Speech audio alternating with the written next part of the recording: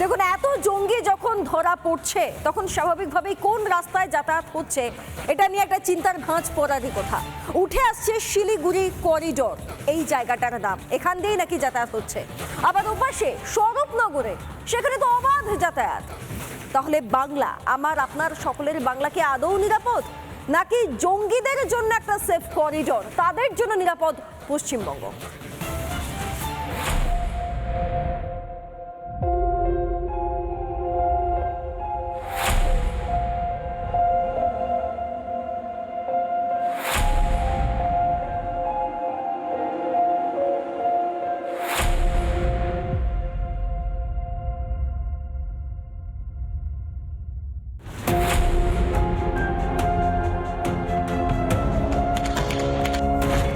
একটার পর একটা ঘটনা, এই বাংলা যেন জঙ্গিদের আস্তানায় পরিণত হয়েছে। কখনো মুর্শিদাবাদের হরিহরপাড়া, কখনো হুগলির আরামবাগ, আবার কখনো বা দক্ষিণ 24 পরগনার ক্যানিং। একদিকে অনুপ্রবেশ আর অন্যদিকে বাংলায় জঙ্গি যোগ। কোন পথে ভারতে ঢুকছে অনুপ্রবেশকারীরা বা জঙ্গি সংগঠনের সঙ্গে যুক্তরা? স্বরূপনগরে আমরা দেখলাম একদল লোক পিঠে বোঝাই জিনিস নিয়ে, বস্তা নিয়ে তারা পারাপার করছে। কি রয়েছে সেই বস্তাতে সেটাও কিন্তু কারুর জানা নেই, তারা যাচ্ছে কোথায় সেটাও কারুর জানা নেই, এবং তার মধ্যে দিয়ে যে অস্ত্র ঢুকছে না সেটাই বা কে বলতে পারে। উত্তর 24 পরগনার বিস্তীর্ণ কাঁটাতারহীন এলাকা, মুর্শিদাবাদে কাঁটাতারহীন এলাকা 125 কিলোমিটার, নদিয়া 14 কিলোমিটার এবং ঘোজাডাঙ্গায় 4 কিলোমিটার। সন্দেশখালী অঞ্চল দিয়ে অবাধে পারাপার, অবাধে ব্যবহার শিলিগুড়ি করিডোরকে। রয়েছে মালদা আলিপুরদুয়ারের একাধিক মুক্তাঞ্চল। মুর্শিদাবাদ থেকে 2 জেএমবি জঙ্গি ধরা পড়ার পরেই রাজ্য পুলিশের শীর্ষ কর্তারা দাবি করেছিলেন চিকেন স্নেককে টার্গেট করছে জঙ্গি গোষ্ঠী। কি এই চিকেন স্নেক? জঙ্গিদের নজরে রয়েছে চিকেন স্নেক, যার মধ্যে রয়েছে শিলিগুড়ি করিডোর, নেপাল, ভুটান, ভারত, বাংলাদেশ। দৈর্ঘ্য প্রায় 170 কিলোমিটার এবং চওড়ায় প্রায় 60 কিলোমিটার। সবচেয়ে সরু অংশ মাত্র 20 কিলোমিটার, মোট 12,200 বর্গ কিলোমিটার। শিলিগুড়ি চিকেন স্নেক দিয়ে বাংলায় নাশকতার ছক। নজরে কলকাতা, শিলিগুড়ি, মুর্শিদাবাদ। যুবকদের মগজ ধোলাই করে জঙ্গি তৈরি করা হচ্ছে। জঙ্গিদের স্বর্গরাজ্য তৈরি হচ্ছে বাংলা। আমাদের কোনো ডাউট বা সন্দেহ নেই, তৃণমূলের কাছে ভোট আগে। তৃণমূল যদি মমতা বন্দ্যোপাধ্যায় জামাতের হয়েও মুখ্যমন্ত্রী হন, ওনার তো অসুবিধে নেই। আমার অসুবিধে আছে, আপনার হয়তো অসুবিধে হলে হতে পারে, কিন্তু উনি আজকে তৃণমূলের মুখ্যমন্ত্রী আছে, কালকে জামাতের মুখ্যমন্ত্রী হবেন, তো ওনার তাতে কোনো অসুবিধে নেই। কিন্তু দুর্ভাগ্যের বিষয় হচ্ছে এই সব ফিরহাদ হাকিম সাহেব যে স্বপ্ন দেখেছেন যে পশ্চিমবঙ্গে একসময় মুসলিমরা সংখ্যাগরিষ্ঠ হবে, তাহলে ব্যানার্জি ট্যাটার্জি আর টাইটেল নিয়ে অন্ততপক্ষে চেয়ারে বসা যাবে না মুখ্যমন্ত্রী। সুরক্ষার সঙ্গে সওদা করছে বাংলার শাসক দল। তৃণমূলের কাছে দেশের থেকে ভোট ব্যাংক আগে। ভারতবর্ষ এবং বাংলাদেশের সীমান্ত আগামী দিনে আমাদের দেশের জন্য ভালনারেবল হবে, সরকার যেন নজর দেয়।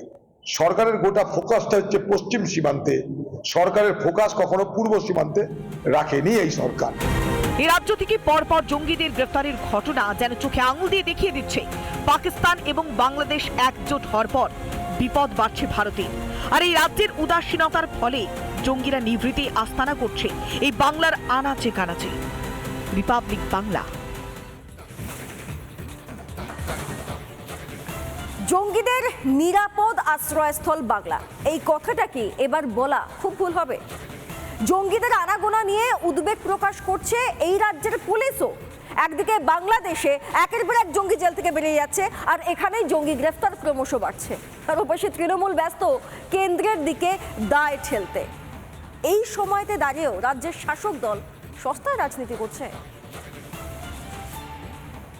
যে টেররিস্ট ধরা পড়েছে, যেটা আপনি বলছেন, এটার রেসপন্সিবিলিটি হচ্ছে সেন্ট্রাল গভর্নমেন্টের, অমিত শাহ। কারণ বিএসএফ যদি অ্যালাউ না করে, বর্ডার যদি সিল করে দেয়, তাহলে কোনো টেররিস্ট বাংলাদেশ থেকে এখানে আসতে পারবে না।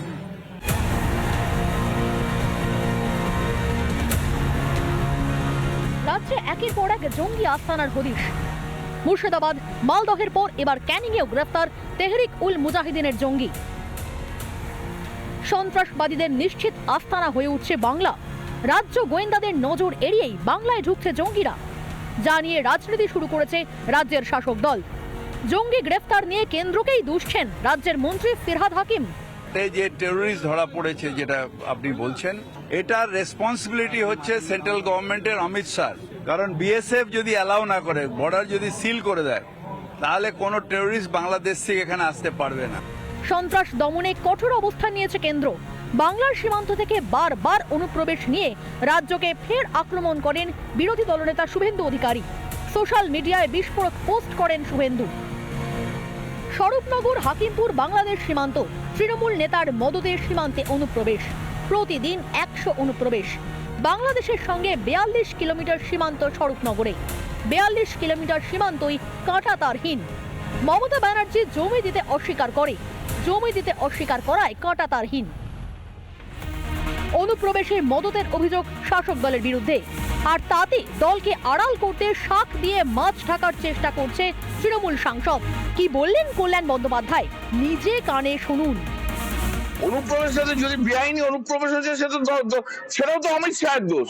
অমিত শাহের দোষ, আর এখানে কতগুলো অপদার্থ বিজেপি নেতা আছে তাদের জন্য হচ্ছে।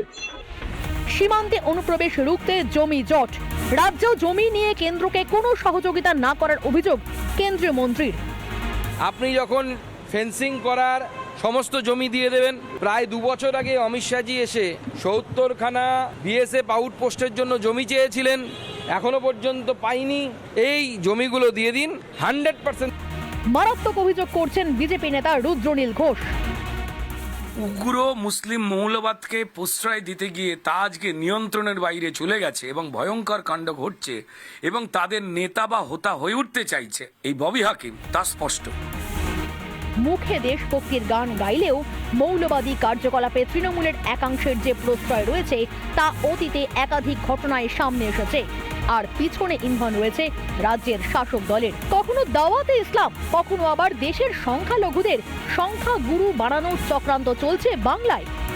আর পিছনে ইন্ধন রয়েছে রাজ্যের শাসক দলের। রিপাবলিক বাংলা। এরই মাঝে এবার নতুন পরামর্শ ফিরহাদ হাকিমের। রিপাবলিক বাংলার সাংবাদিককে তিনি উর্দু শেখার পরামর্শ দিচ্ছেন কলকাতা পুরসভার মেয়র তথা রাজ্যের পুর এবং নগরোন্নয়ন মন্ত্রী। তার দাবি যে উর্দু না জানার কারণেই নাকি তার ওই মুষ্টিবদ্ধ হাতে সংখ্যালঘু থেকে সংখ্যাগুরু হওয়ার যে বার্তা, সেই বার্তা নাকি ভুল ব্যাখ্যা করা হচ্ছে।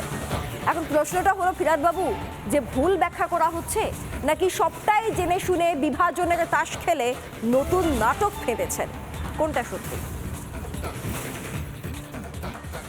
আপনি উর্দুটা আগে শিখুন। আপনি আসুন, এক্ষুনি আমি আপনাকে একটা উর্দু ক্লাসে ভর্তি করছি। কখনো অমুসলিমদের দুর্ভাগা বলে ইসলামের দাওয়াত, কখনো আবার সংখ্যালঘু থেকে সংখ্যাগুরু হওয়ার হুঙ্কার। अगर अल्लाह की रहमत है हमारे ऊपर तो हम एक दिन मेजॉरिटी से भी मेजॉरिटी हो सकते हैं। এবার রিপাবলিক বাংলার সাংবাদিককে উর্দু শেখার দাওয়াত দিলেন কলকাতার মেয়র। আপনি উর্দুটা আগে শিখুন। আপনি আসুন, এক্ষুনি আমি আপনাকে একটা উর্দু ক্লাসে ভর্তি করছি। রামকৃষ্ণ মিশনে উর্দু পড়ায় গোলপার্কে, সেখানে গিয়ে উর্দু শিখুন। এদিন রিপাবলিকের প্রশ্নের উত্তরে ফিরহাদ ফের দাবি করেন জনসংখ্যা বাড়ানোর কথা আদৌ তিনি বলেননি।